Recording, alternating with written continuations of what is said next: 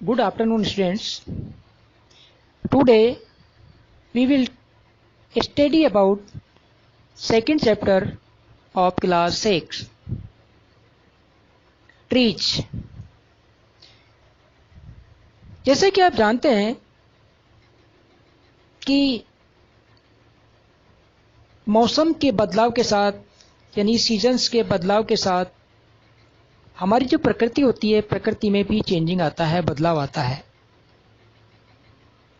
और ये जो बदलाव होता है, ये बदलाव भी एक प्लांट और ह्यूमन जो होते हैं, इनमें भी इसी प्रकार का बदलाव आता है।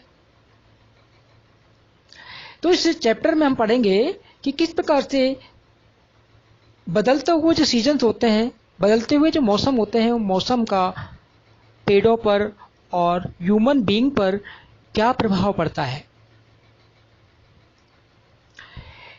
तो देखिए, this chapter was written by बेजन Bjornson, was a Norwegian writer. वो एक नॉर्वन के राइटर थे। ही रॉट पोइम्स, उन्होंने अनेक प्रकार की अनेक पोइम्स लिखी, प्ले एंड नॉवेल्स लिखे, and is celebrated for his lyric to the Norwegian national anthem. He was awarded the Nobel Prize in Literature in 1903. उनमें से ट्री नामक ये जो पोइम है, ये पोइम भी उसी में से एक है। In this chapter, first of all, we see the summary of this poem. The poem Tree is about the effect of changing season on tree. यह जो कविता है, कविता पेड़ों पर होने वाले मौसम का जो बदलाव होता है, उस मौसम के बदलाव का जो प्रभाव पड़ता है, उस प्रभाव से संबंधित है। It is also about the relation between human and plant. जिस प्रकार से ह्यूमन और प्लांट के बीच में जो रिलेशन होते हैं, जो संबंध होते हैं, उसके बारे में भी हम जान सकते हैं। Each season has a different effect on plant. प्रत्येक जो सीजन होता है वो पेड़ों पर अलग अलग प्रकार के प्रभाव छोड़ते हैं। When the frost of winter fall on tree, जब सर्दी ऋतु के अंदर जब पाला पड़ता है पेड़ों पर, इट विदर द बर्ड्स, तो पेड़ों की, प्लांट्स की जो बर्ड्स होती हैं, कलियां होती है, उन कलियों को विदर्स कर देता है, कुम्हला देता है।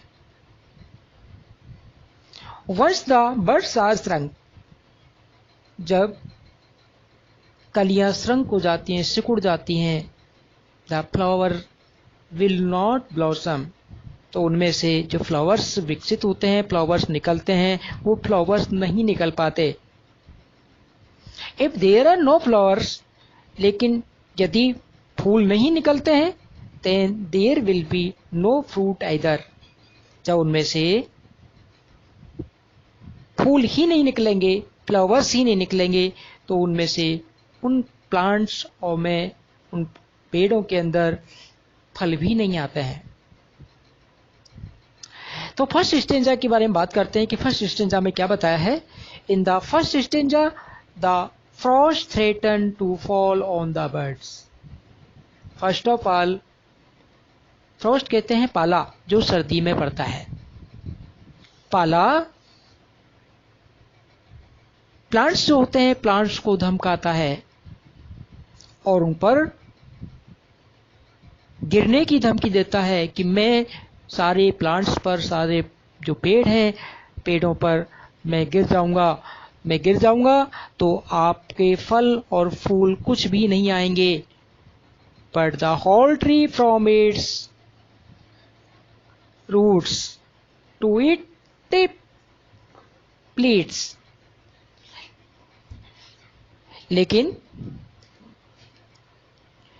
लेकिन सारे पेड़ ऊपर से लेके नीचे तक, यानी रूट से लेकर और टेप उसकी ऊंचाई तक, वो उस फ्रॉस्ट से प्रार्थना करता है, प्लीड करता है with the frost not to fall. उससे प्रार्थना करता है प्लीज आप अभी प्लांट्स और पौधों पर, प्लांट्स और जो पेड़ हैं इन पर आप मत गिरिए, क्योंकि सो that the flower can blossom. अगर आप पौधों पर गिरोगे, आप पौधों को नुकसान पहुंचाओगे, तो इनमें से फूल कैसे विकसित हो पाएंगे। इसी तरह सेकंड स्टेंजा में कवि क्या कहना चाहता है? सेकंड स्टेंजा में कहना चाहता है द विंड्स नो, हवा इस बात को पूरी तरह से जानती है, दैट इफ इट ब्लो, अगर तेज से हवा चलती है, very hard, then the flowers on the tree would fall. अगर तेजी से हवा चलेगी तो प्लांट्स के जो फ्लावर्स हैं, फूल हैं, वो नीचे गिर जाएंगे। The tree once again plead the second force of nature, पेड़ फिर वापिस से प्रार्थना करता है, प्लीड करता है विद द सेकेंड फोर्स और second force of nature, not to destroy the flowers. उनसे प्रार्थना करता है प्लीज इन फ्लावर्स को आप डिस्ट्रॉय मत करिए, इनको आप नष्ट मत करिए, as they are about to spring. ये स्प्रिंग बसंत ऋतु में खिलने वाले फूल हैं, इन्हें आप प्लीज नष्ट मत करिए। तो इस तरह से कवि प्रकृति को सीजन से नष्ट होने के लिए बार बार प्रार्थना करता है। कभी विंटर में फ्रॉस्ट से प्रार्थना करता है, कभी तेज चलने वाली जो हवाएं होती हैं उन हवाओं से प्रार्थना करता है। In third stanza we see that a little girl look at the cherry, एक छोटी सी लड़की होती है जो प्लांट पर उसे चेरी दिखाई देती है।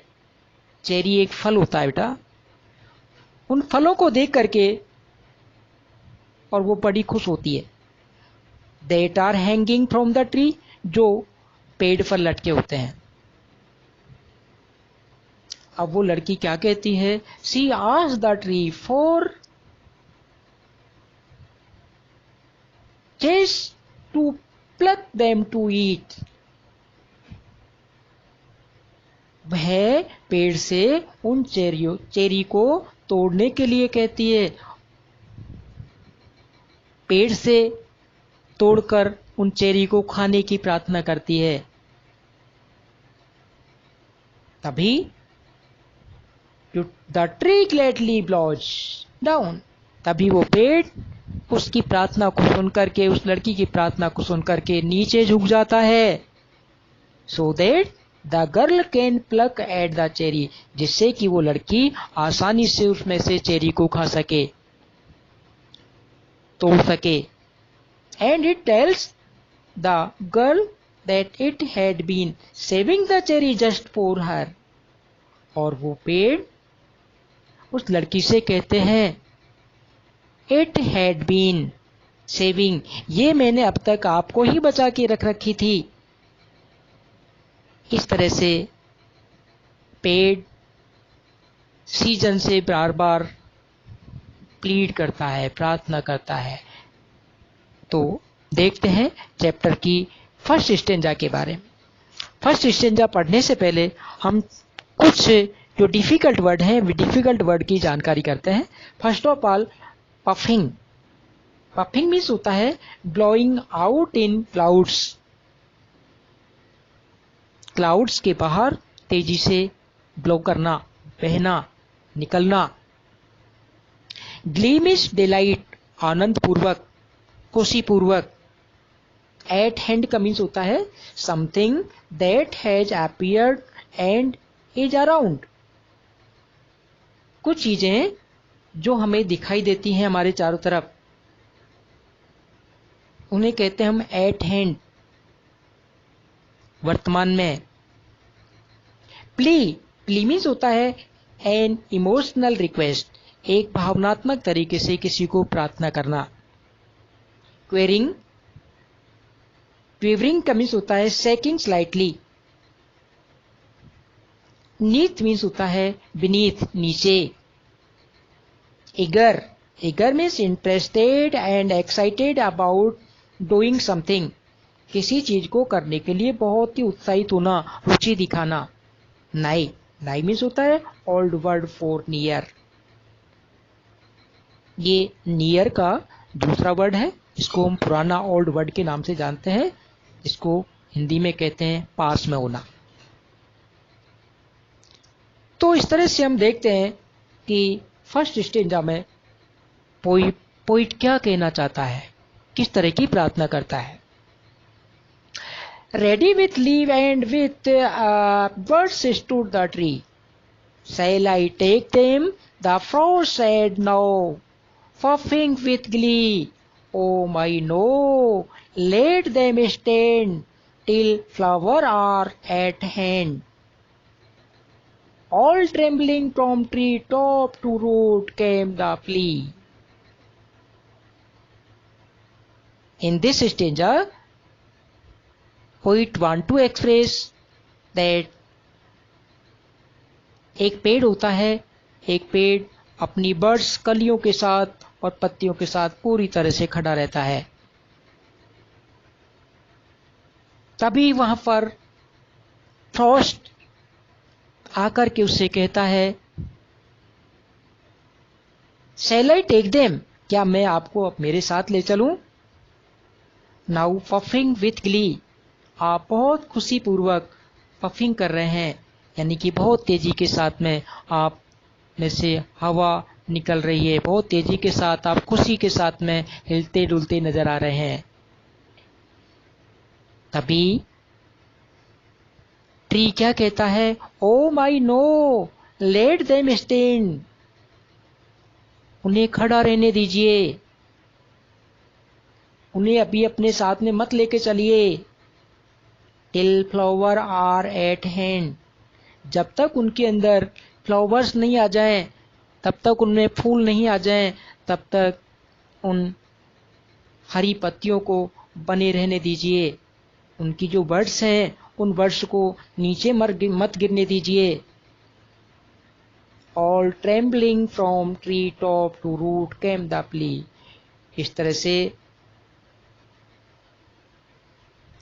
एक पेड़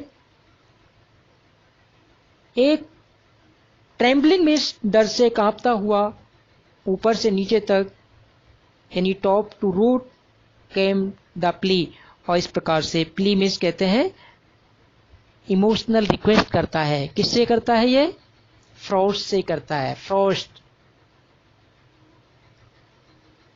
in second stanza, flowers unfolding the birds gladly sung, shall I take them? The wind said and merrily swung, oh my no let them stand till cherry are at hand, protested the tree while it quivering hung. इस stanza में add क्या कहता है? Flowers unfolding the birds, अभी जो flowers हैं, फूल हैं, unfolding हैं, ये बर्ड्स जो हैं, बर्ड्स उनको अनफोल्ड कर रहे हैं। ग्लेडली संग, और इन पर आकर के और अनेक प्रकार की आवाजों में वो अपने गीत गाते हैं, खुशी पूर्वक वो गीत गाते हैं। इन फ्लावर्स को देख करके, इन फ्लावर्स को देख करके अनेक प्रकार के जो पक्षी होते हैं, पक्षी इस पेड़ पर आकर के बैठते हैं और अनेक प्रकार की राग रागनियां सुनाते हैं।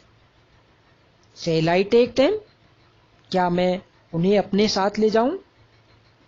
The wind said, तभी हवा ने कहा, and merrily swing, और प्रसन्नता पूर्वक उसे स्विंग कहते हैं, झुलाते हुए हवा ने कहा। हवा कहती है, क्या मैं इन्हें अपने साथ लेके चलूं? क्या इन्हें अपने साथ ले जाऊं? तभी पेड़ कहता है, oh my no, let them stand, उन्हें अभी खड़े रहने दीजिए। Till cherry are at hand, तब तक उनमें फल नहीं आ जाएं, चेरी नहीं आ जाएं, तब तक उनको अभी आप अपने साथ लेके मत आइए, उनको साथ लेके मत जाइए। Protested the tree while it quivering hung, इस तरह से पेड़ प्रोटेस्ट करता है, वाद विवाद करता है। while it quivering hung, quivering word दिया है इसमें, shaking slightly, धीरे धीरे हिलता हुआ, और इस प्रकार से वो प्रार्थना करता है। The cherry came forth neath the sun's glowing eyes,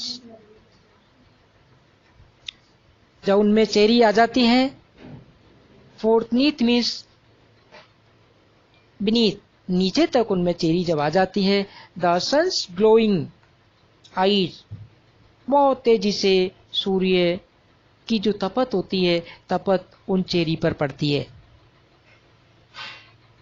और सूर्य की जो तपन होती है वो उनसे क्या कहती है, शैल आई टेक देम, क्या मैं इन्हें अपने साथ ले जाऊं? ए रोजी यंग गर्ल सेगर क्राई, तभी वहां से एक रोज यंग गर्ल होती है ना, बहुत उत्सुकता पूर्वक वो चिल्लाती हुई कहती है, oh my yes you can take, आप इन्हें ले जा सकते हैं।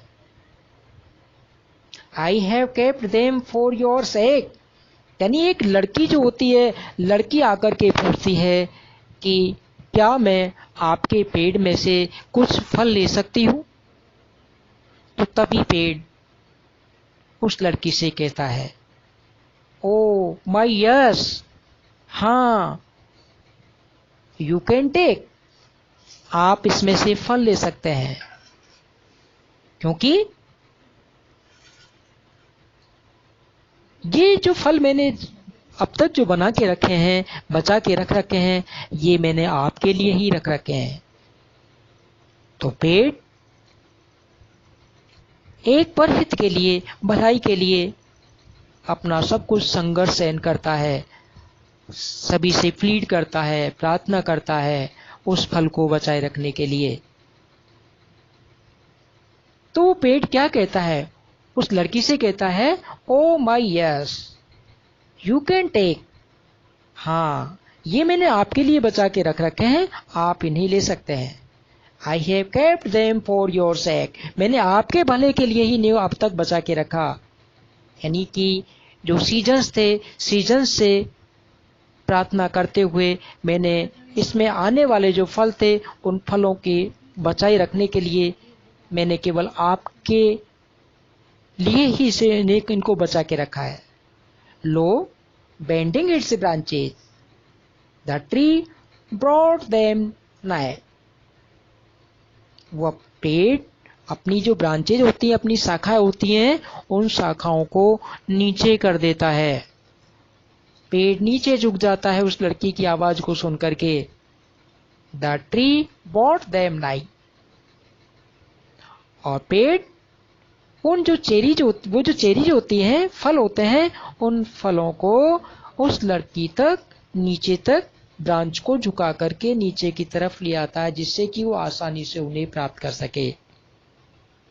तो इस तरह से हम देखते हैं कि एक पेड़ किस प्रकार से दूसरों की भलाई के लिए, परहित कार्य के लिए, उस छोटी सी लड़की की इच्छा को पूरा करने के लिए, फल देने के लिए, किस प्रकार से अनेक प्रकार के जो सीजन्स होते हैं, सीजन से आने वाली जो परेशानियां होती हैं, उन परेशानियों से अपने आप को बचाए रखने के लिए और प्रार्थना करता है। So I hope that you will read this chapter again. It is enough for today. In next time